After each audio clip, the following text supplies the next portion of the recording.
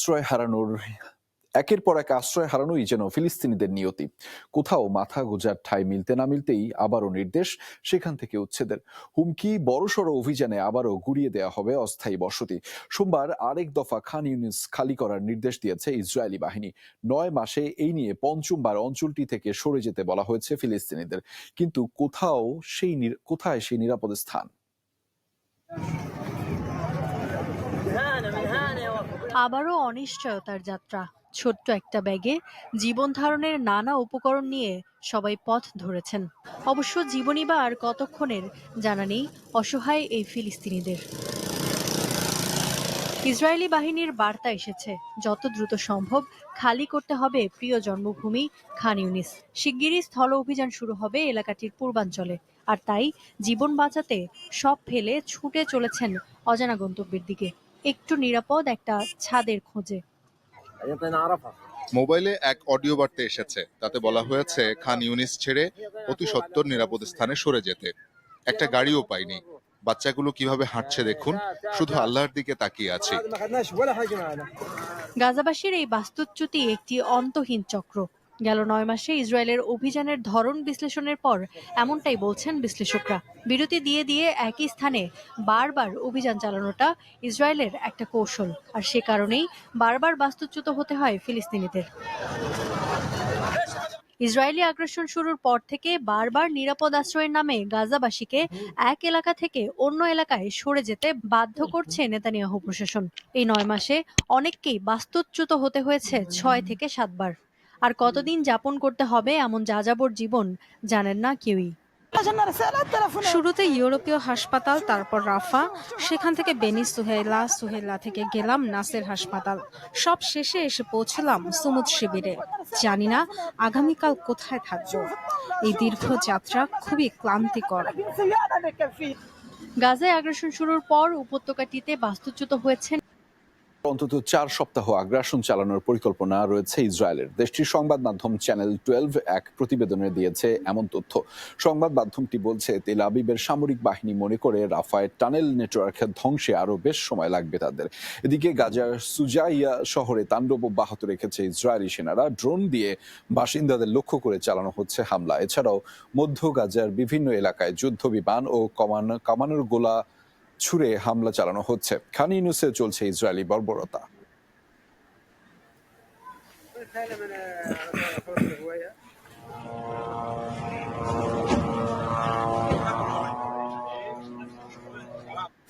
অসুস্থ কিংবা বৃদ্ধ, ইসরায়েলের কারাগারে ছাড় দেয়া হয় না কাউকেই। ২৪ ঘন্টা সমান তালে চলে নির্যাতন। এক টুকরো রুটি ছাড়া দেয়া হয় না কোনো খাবারও। পুলিশ প্রহরীরত বোটেই বন্দীদের বেধড়ক মারধর করে কয়েদখানার চিকিৎসক, নার্সরাও। সম্প্রতি ইসরায়েলি কারাগার থেকে মুক্তি পাওয়া ফিলিস্তিনি বন্দীদের বর্ণনায় উঠে আসে ভয়াবহ এসব তথ্য। প্রতিদিন কোনো কারণ ছাড়াই বেধড়ক পেটানো হতো। লোহার রড জাতীয় ভারী বস্তু দিয়ে আঘাত করা হতো আঙুলের ওপর। আমার সবকটি আঙুল ভেঙে গেছে। বিভীষিকাময় দিন কেটেছে। আল শিফা হাসপাতালের পরিচালক মোহাম্মদ আবু সেলমিয়ার বক্তব্যে এভাবেই উঠে আসে ইসরায়েলি কারাগারে নির্মম নির্যাতনের লোমহর্ষক বর্ণনা। জানান কতটা আতঙ্কে কেটেছে প্রতিটি দিন। নির্যাতনের যেন কোনো শেষ নেই। বন্দীদের সাথে এমনভাবে আচরণ করা হয় যেন তারা কোনো জড় বস্তু। রাত দিনের কোনো তফাৎ নেই। ২৪ ঘন্টা নির্যাতন চলতে থাকে। এমনকি বৃদ্ধদের বেলায়ও দেয়া হয় না কোনো ছাড়। রাত দিন বলে সেখানে কিছু নেই। ২৪ ঘন্টা অনবরত চলতে থাকে নির্যাতন। এমনকি বৃদ্ধ বন্দীদের প্রতিও কোনো দয়ামায়া দেখায় না তারা। শুধু পুলিশ নয়, গার্ড থেকে শুরু করে সবাই পালাক্রমে চালায় নির্যাতন। এমনকি কয়েদখানার চিকিৎসক, নার্সরাও মারধর করে কয়েদিদের। অসুস্থ হলেও মেলে না চিকিৎসা। ওষুধ তো দূরের কথা, দেয়া হতো না পর্যাপ্ত খাবারও। দিনের পর দিন খেতে দেয়া হয় কেবল এক টুকরো রুটি আর পানি। দিনে একটা মাত্র পাউরুটি খেতে দেওয়া হতো। আমরা যারা মুক্তি পেয়েছি প্রত্যেকে কমপক্ষে ৩০ কেজি করে ওজন হারিয়েছি। গাজায় যুদ্ধ শুরুর পর থেকে শত শত ফিলিস্তিনিকে আটক করেছে নেতানিয়াহু প্রশাসন, যাদের বছরের পর বছর বিনা বিচারে আটকে রাখা হয়েছে। তাদের মুক্তি নিশ্চিতে আন্তর্জাতিক মহলের হস্তক্ষেপ চায় ফিলিস্তিনিরা। এত অমানবিক আচরণ কেউ কারোর প্রতি করতে পারে তা অকল্পনীয়। এই অমানবিকতার কথা সারা পৃথিবীর সামনে আসা জরুরি। মোরল দেশ ও প্রত্যেক মানবিক সংস্থাগুলোকে আহ্বান জানাচ্ছি সেখানে গিয়ে বন্দীদের দুর্দশা নিজ চোখে দেখে আসতে। কারাগারে আর জায়গা না থাকায় সম্প্রতি ৫৫ জন ফিলিস্তিনি বন্দীকে মুক্তি দিতে বাধ্য হয়েছে নেতানিয়াহু প্রশাসন। ইফাত আরা খন্দকার, যমুনা নিউজ। গাজায় ফিলিস্তিনি যোদ্ধাদের প্রতিরোধের মুখে প্রাণ হারিয়েছে আরও ২ ইসরায়েলি সেনা। মঙ্গলবার এই তথ্য নিশ্চিত করেছে দেশটির সামরিক বাহিনী। গাজায় স্থল অভিযান শুরুর পর এ নিয়ে মোট মৃত্যু হয়েছে ৩২২ ইহুদি সেনার। এছাড়া ৭ অক্টোবরের পর প্রাণ গেছে দেশটির সামরিক বাহিনীর ৬৭৪ সদস্যের। এদিকে ইসরায়েলি সামরিক বাহিনী জানিয়েছে গত রবি থেকে সোম এ ২ দিনে অন্তত ৪৪ সেনা আহত হয়েছে, যার মধ্যে ১৪ জন গাজায় হামলার শিকার হয়েছেন। যুদ্ধ শুরু হওয়ার পর এখন পর্যন্ত আহত হয়েছে ৪,০০০-এর বেশি সেনা। স্থল অভিযানে হামলার শিকার হয়েছেন ২,০৩২ জন।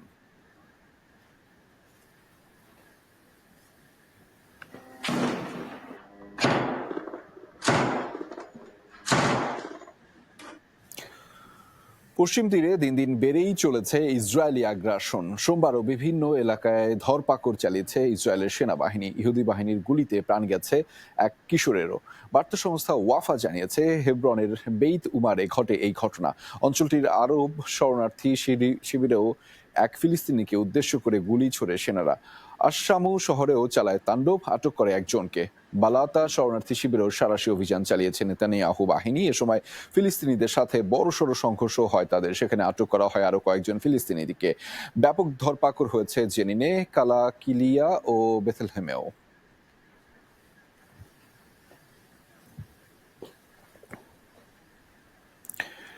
যে কোনো মুহূর্তে বড় ধরনের হামলা চালাতে পারে হিজবুল্লাহ, এমন আতঙ্ক ছড়িয়েছে ইসরায়েলিদের মাঝে।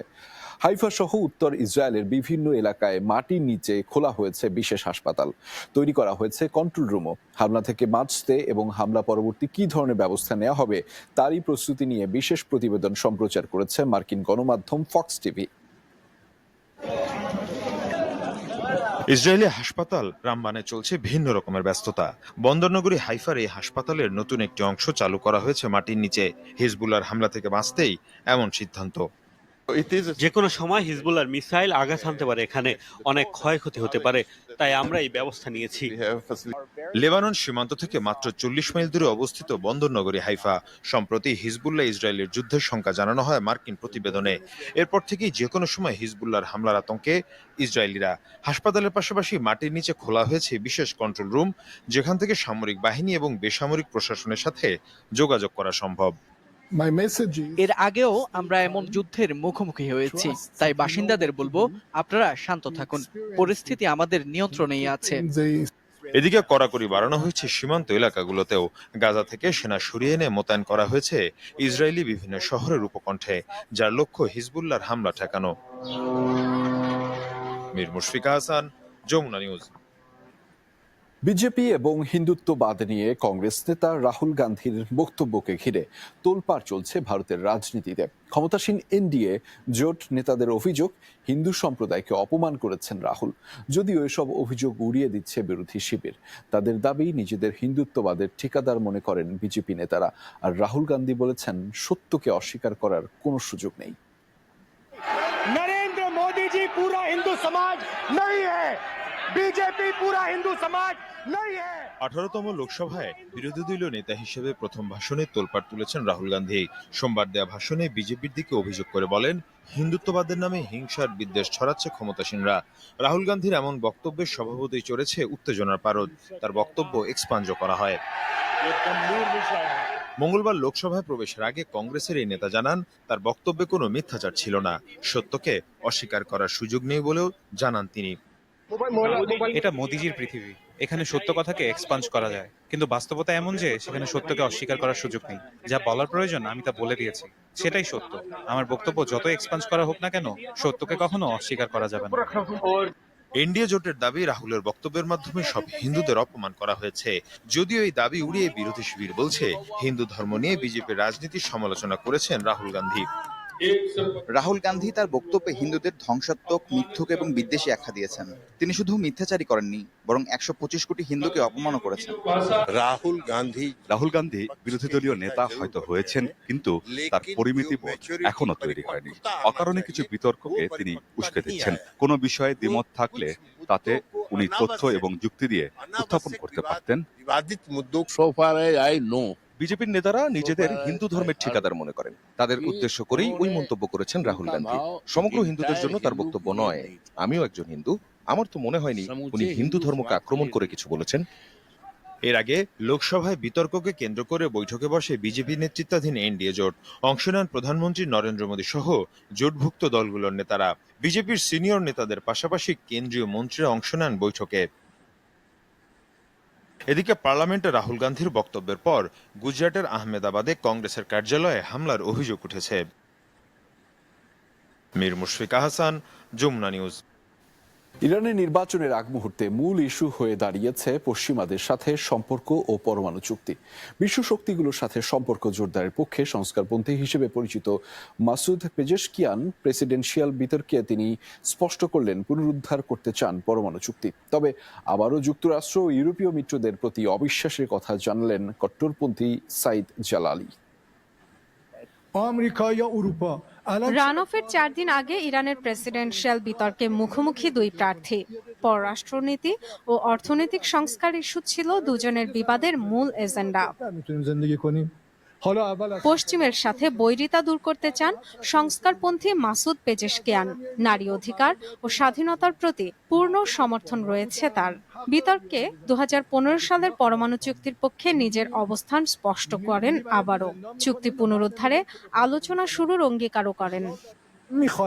আমাদের নীতি, মূল্যস্ফীতি, নারীদের প্রতি আচরণ ও ইন্টারনেটে সেন্সরশিপ আরোপ, এসব কারণে সাধারণ মানুষের সাথে আমাদের দূরত্ব বাড়ছে। শুরুতে নিজের দেশের মধ্যে ঐক্য প্রতিষ্ঠা করতে হবে, এরপর স্বীকার করতে হবে বিশ্বের সাথে দর কষাকষির মাধ্যমে নিজেদের অংশ আদায় করে নেওয়ার উপরই আমাদের স্বার্থ নির্ভর করে। আমরা যদি ভাবি আজকের বিশ্বে খাঁচা তৈরি করব, সেটা ভুল। সর্বোচ্চ ধর্মীয় নেতা আয়াতুল্লাহ আল খামেনির ঘনিষ্ঠ কট্টরপন্থী সাইদ জালিলি চান 1979 সালের ইসলামী বিপ্লবের মৌলিক আদর্শ ধরে রাখতে, দেশের সামাজিক, রাজনৈতিক ও অর্থনৈতিক সংকট সমাধানে পরিকল্পনার কথা জানান। পশ্চিমাদের সাথে সম্পর্ক আর পরমাণু চুক্তি পুনরুদ্ধার নিয়ে পেজেশকিয়ানের চিন্তাভাবনার ঘোর বিরোধিতা করেন তিনি। আইএইএ 15 বার বলেছে ইরান সব শর্ত পূরণ করেছে, কিন্তু যুক্তরাষ্ট্র চুক্তি থেকে বেরিয়ে গিয়েছে। ফলাফল কি হলো? 800 থেকে 1500-তে গিয়ে দাঁড়ালো নিষেধাজ্ঞার সংখ্যা। ইরান 2 মিলিয়ন ব্যারেল তেল বিক্রি করছে এখন, কারণ কোনো চুক্তির জন্য অপেক্ষা করিনি। এটা ভাবা ভুল হবে যে সবকিছু 3 শক্তির উপর নির্ভরশীল। অবশ্য ইরানের সর্বময় ক্ষমতার অধিকারী বলে বিবেচিত আয়াতুল্লাহ খামেনির উপরই নির্ভর করছে দেশটির যাবতীয় নীতি। তাই নির্বাচনী প্রচারণার অঙ্গীকার কতটুকু পালন করতে পারবেন প্রার্থীরা, তা নিয়ে সন্দেহ ভোটারদের। আমি ভোট দেইনি, কারণ এই পরিস্থিতিতে পরিবর্তনের কোনো আশা আমার নেই। আমার মত হলো এই অবস্থা থেকে উত্তরণের এটাই শেষ সুযোগ। এরপরও যদি অবস্থা না বদলায়, যে 40% ভোট পড়েছে তাও আর পড়বে না। গত শুক্রবার ইরানের প্রেসিডেন্ট নির্বাচনে কোনো প্রার্থী 50%-এর বেশি সমর্থন না পাওয়ায় দ্বিতীয় ধাপে গড়ায় ভোট। ফলাফলে জলিলির তুলনায় অল্প ব্যবধানে এগিয়ে ছিলেন Pezeshkian. Dorothy Tasrin, Jamuna news. সাবেক প্রেসিডেন্ট হিসেবে বেশ কিছু অভিযোগ থেকে দায়মুক্তি পেলেন ডোনাল্ড ট্রাম্প। সোমবার যুক্তরাষ্ট্রের সুপ্রিম কোর্টে দেয়া হয় এই রায়। মার্কিন আদালতের রায়কে দেশের সংবিধান ও গণতন্ত্রের জন্য বড় বিজয় বলে আখ্যা দিয়েছেন ট্রাম্প। যুক্তরাষ্ট্রের সর্বোচ্চ আদালতের 10 জন বিচারকের প্যানেলের দেয়া রায়ে বলা হয়, সাংবিধানিক এখতিয়ারের আওতায় ট্রাম্পের নেয়া পদক্ষেপের জন্য দায়মুক্তি পাবেন তিনি। এর মধ্যে 2020 সালের নির্বাচনের ফল পরিবর্তনের চেষ্টায় যে অভিযোগ সেটিও রয়েছে, তবে ব্যক্তিগত অভিযোগগুলো থেকে রেহাই পাবেন না। শুনানির সময় পিছিয়ে দেয়ায় শিগগিরই সুরাহা হচ্ছে না সেসব মামলার, অর্থাৎ আগামী নভেম্বরে প্রেসিডেন্ট নির্বাচনের আগে ট্রাম্পের বিরুদ্ধে কোনো রায় হওয়ার সম্ভাবনা নেই। এর আগে পর্ন তারকাকে ঘুষ দেওয়ার অভিযোগে প্রমাণিত হয় ট্রাম্পের বিরুদ্ধে।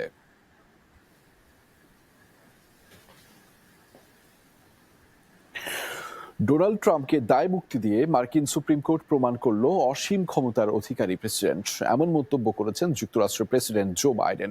চলমান একাধিক মামলায় ট্রাম্পকে আংশিক দায় মুক্তি দিয়ে সর্বোচ্চ আদালতের রায়ে অসন্তোষ জানিয়েছেন তিনি। আক্ষেপ নিয়ে বলেছেন, বিপজ্জনক এক নজির তৈরি করল এমন সিদ্ধান্ত, যা মার্কিন জনগণের ক্ষতির কারণ হবে। চলমান মামলাগুলোর শুনানি পিছিয়ে দেয়া নিয়েও সমালোচনা করেছেন তিনি। বলেছেন, জনগণের জানার অধিকার রয়েছে 2021-এর 6 জুন ট্রাম্পের ভূমিকা কি ছিল। নির্বাচনের আগে তা জানা সম্ভব হচ্ছে না।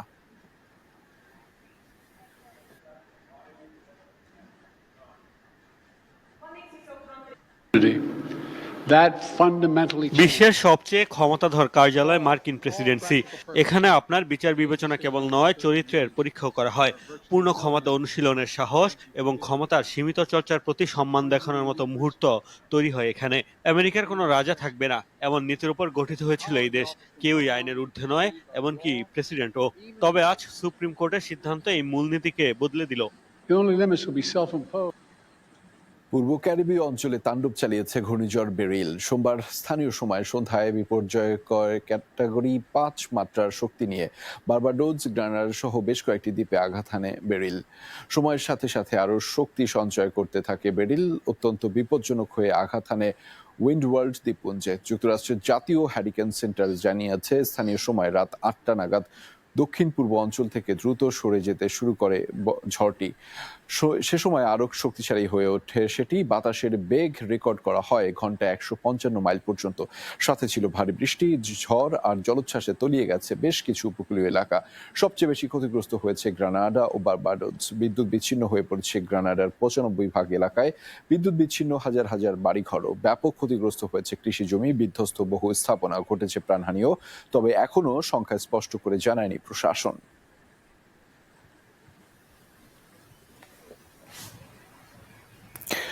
ইউক্রেনের অন্তত 5টি যুদ্ধবিমান ধ্বংসের দাবি করেছে রাশিয়া। মঙ্গলবার দেশটির প্রতিরক্ষা মন্ত্রণালয় জানিয়েছে, ধ্বংস করা হয়েছে ইউক্রেনের সুখো 27 ফাইটার জেট। মস্কো জানিয়েছে, দেশটির সেন্ট্রাল পেলটোভা অঞ্চলের একটি বিমান ঘাঁটিতে ইস্কান্দার এম মিসাইল ছুড়ে এসব যুদ্ধবিমান ধ্বংস করা হয়েছে। এ ঘটনায় ক্ষতিগ্রস্ত হয়েছে আরও 2টি বিমান। দাবির সপক্ষে একটি ভিডিও ফুটেজও প্রকাশ করেছে রুশ প্রতিরক্ষা মন্ত্রণালয়। হামলার কথা স্বীকার করলেও এখনো ক্ষয়ক্ষতির তথ্য দেয়নি কিয়েভ। উড়ন্ত বিমানে তীব্র ঝাঁকুনি খেল বিমান।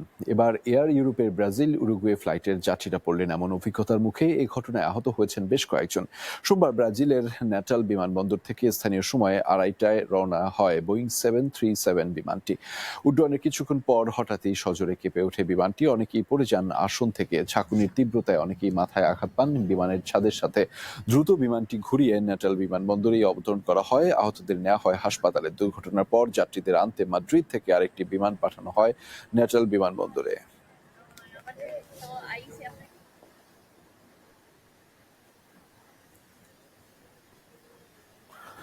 ভয়াবহ সড়ক দুর্ঘটনা হয়েছে দক্ষিণ কোরিয়ার রাজধানী সিউলে। মারা গেছেন 9 জন, আহত হয়েছেন আরো 4 জন। এদের মধ্যে একজনের অবস্থা আশঙ্কাজনক। সোমবার স্থানীয় সময় রাতে হয় এই দুর্ঘটনা। পুলিশ জানিয়েছে, সবুজ বাতি দেখে রাস্তা পার হচ্ছিলেন হতাহতরা। এমন সময় ভুল লেন থেকে এসে তাদের গায়ে উঠে পড়ে এই গাড়িটি।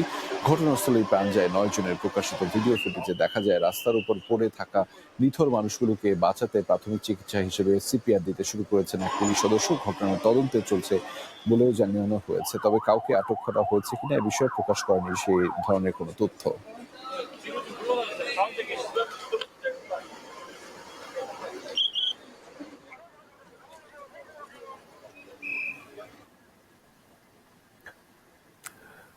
দক্ষিণ কোরিয়ায় ন্যায্য বেতনের দাবিতে ধর্মঘটের ডাক দিয়েছে জনপ্রিয় মোবাইল ফোন ও ব্র্যান্ড ও মাইক্রোচিপ প্রস্তুতকারক প্রতিষ্ঠান স্যামসাং এর কর্মীরা। সোমবার সামাজিক যোগাযোগ মাধ্যম ইউটিউবে এক ভিডিও বার্তায় এই ঘোষণা দেন ওয়ার্কার ইউনিয়নের প্রেসিডেন্ট সন উ মক। জানিয়েছেন, 8 জুলাই শুরু হবে ধর্মঘট। ন্যায্য বেতনের, কর্মক্ষমতা ভিত্তিক বোনাস ও বার্ষিক ছুটি একদিন বাড়ানোই স্যামসাং কর্মীদের দাবি। সব দাবি পূরণ না হওয়া পর্যন্ত অব্যাহত থাকবে প্রতিবাদ কর্মসূচি। বেতন নেই তো কাজ নেই, এই স্লোগানে চলবে কর্মবিরতি। এর আগে গেল মাসেও ন্যায্য বেতন না দেওয়ার অভিযোগে একসাথে ওয়াকআউট করেন ইউনিয়নের 28,000 কর্মী। কর্মবিরতি পালন করেন একদিন। এই ইস্যুতে এখন পর্যন্ত কোনো মন্তব্য করেনি স্যামসাং কর্তৃপক্ষ।